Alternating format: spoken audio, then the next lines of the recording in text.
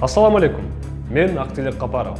Өткөн жумада жогорку кеңештин депутаттарынын отуруму болуп, Эльвира Сурабалдиева УКМК төрагасы Камчыбек Ташиев Кыргызстандын президенти деген маселе койду. Каалаганын калчап, каалаганын коркутат деди. Келгиле, биз да өңүлөлү. А у меня такое ощущение, что у нас два президента. Причем второй негласный президент. Каалагандай калчап, каалаганын коркутуп, каалагандай кылып атат да. Кечээ болсо Кыргыздын жараны экен, аны вообще кууп салдыңар. Сизге жакпаганын баарын кууп, атып эле салбайсыздарбы? Жакпайт экен айтканыңыз. Албетте, Ташиев президент эмес.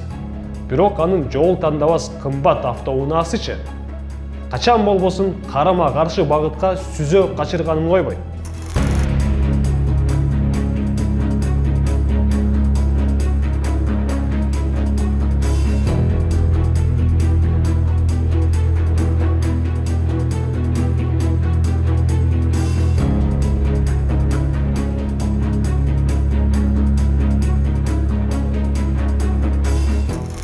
УКМК жетекчисинин машинеси мезгили менен жол эреже бузганына эл көнүп да калгандай.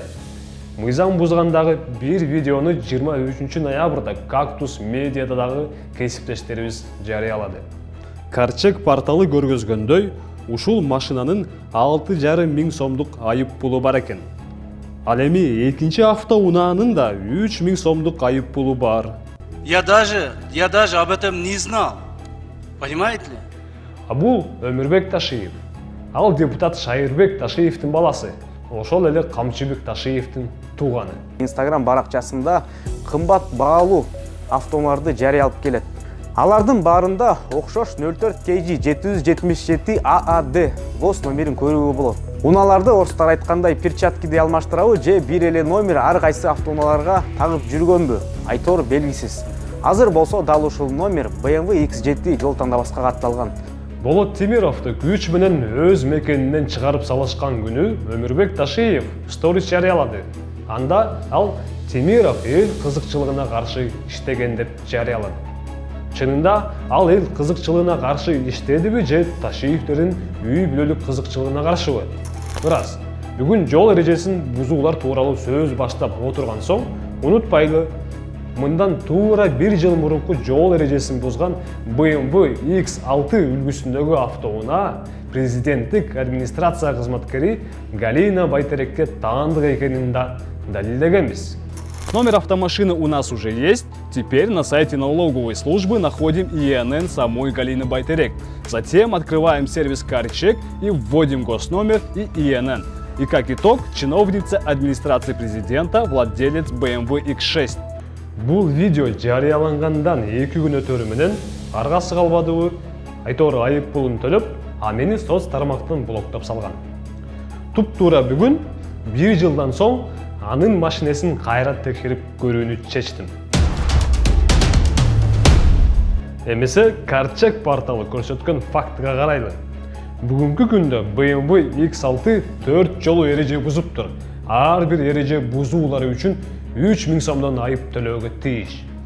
Жалпысынан Галина Байтерек 12 миң сом төлөшү керек экен. Карчек порталынын текшерүү жыйынтыгы көрсөткөндөй, бул мыйзам бузуулардын баары 20 чакырым деп белгиленген ылдамдыктан ашып кеткенине байланыштуу. Эскерте кетчү жердебиз. Өткөн жылы бул жол тандабас машиненин зымыра учуп баратканы Карчекте 6 мерте катталыптыр. Но у BMW X6 накопилось 6 нарушений на 8000 сомов. И везде за превышение скорости. Биз Ташиев менен Галина Байтеректин жол тандабастарын кеп кылдык. Эми президенттин жакындарынын дымактарын билеличи.